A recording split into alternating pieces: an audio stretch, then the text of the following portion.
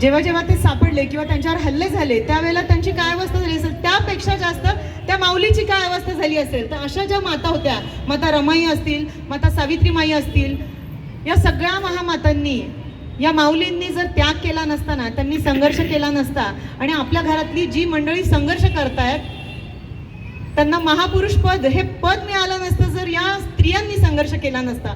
म्हणून मला तुम्हाला सगळ्यांना सांगायचं आहे की जगामध्ये महत्त्वाच्या दोनच जाती आहेत, एक आहे स्त्री आणि एक पुरुष. निसर्गाने दिलेली मानवतेची मानवी जीवनाची ही महत्त्वाची दोन चक्र आहेत, ही दोन चाकं आहेत. या दोन चाकांमध्ये जर चांगल्या पद्धतीचा बॅलन्स असेल ना तर आयुष्याची गाडी खूप सुंदर चालू शकते.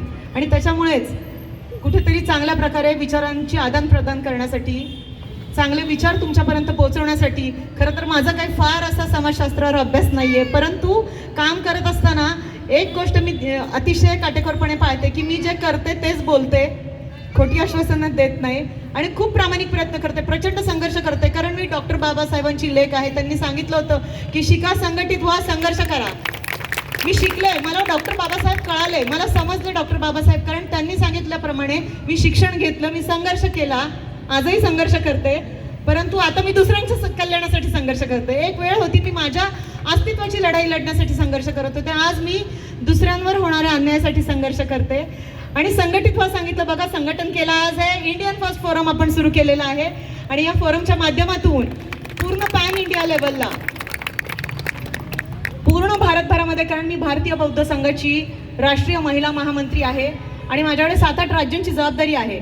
मग ही जबाबदारी फक्त मी जाऊन एकटी तिकडे महाराष्ट्रातले, पुण्यातले झेंडे लावू शकत नाही ना, त्यापेक्षा एक टीम बनवली आणि आपल्या कामाचं डुप्लिकेशन, आपण सगळीकडे पोहोचू शकत नाही, आपण प्रत्येक कानाकोपऱ्यात जाऊ शकत नाही, आपल्या कामाचं डुप्लिकेशन व्हावं यासाठी आपले अनेक बांधव तयार होणं गरजेचं आहे. आपण एक राजा होऊ शकत नाही, आपल्याला अनेक राजे तयार करायचे. असं जर आपण ठरवलं तर प्रत्येक राज्यामध्ये, प्रत्येक गावांमध्ये, प्रत्येक शहरांमध्ये चांगला विचार पसरवणारी लोक जर तयार झाली, महिला तयार झाल्या, मुली तयार झाल्या, युवा वर्गांवर जर चांगल्या विचारांचे संस्कार घडले तर नक्कीच हे राष्ट्र, कारण इंडियन फर्स्ट या नावामध्येच तुम्हाला सगळं काही लक्षात आलं असेल की आपण कोण आहोत, स्त्री आहोत, पुरुष आहोत, गरीब आहोत, श्रीमंत आहोत, राजकारणी आहोत, पोलीस आहोत, जी काही आपली विशेषणं आहेत ही सगळी बाजूला ठेवून आपण जर ठरवलं की आम्ही भारतीय आहोत, सर्वप्रथम आम्ही भारतीय आहोत, आम्ही या देशाचे नागरिक आहोत आणि आम्ही फक्त या देशाचे नागरिक नाहीत तर आम्ही या देशाचे जागरूक नागरिक आहोत.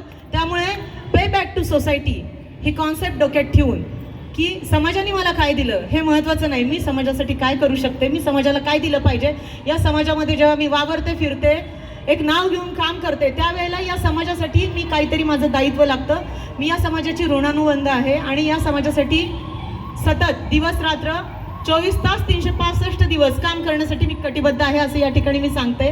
खरं तर व्याख्यानासाठी आपण खूप चांगल्या मार्गदर्शकांना बोलवले, त्यामुळे मी जास्त काही आता बोलणं उचित नाही आहे, परंतु तुम्हाला सगळ्यांना पुन्हा कळकळीने सांगते की कुठलंही राजकीय असं काही माझा मानस नाही आहे, त्यामुळंच इलेक्शनच्या पिरियडमध्ये आम्ही असे काही उपक्रम घेतले नाही, परंतु या समाजासाठी, या वडगाव शेरी गावासाठी, या पुणे शहरासाठी, या महाराष्ट्र राज्यासाठी आणि माझ्या भारत देशासाठी जे जे काही करता येईल, मी म्हणून नाही तर आम्ही म्हणून, ते आम्ही सगळेजण करणार आहोत. तुम्ही सगळे या ठिकाणी आलात आणि या कार्यक्रमाला उपस्थिती लावली.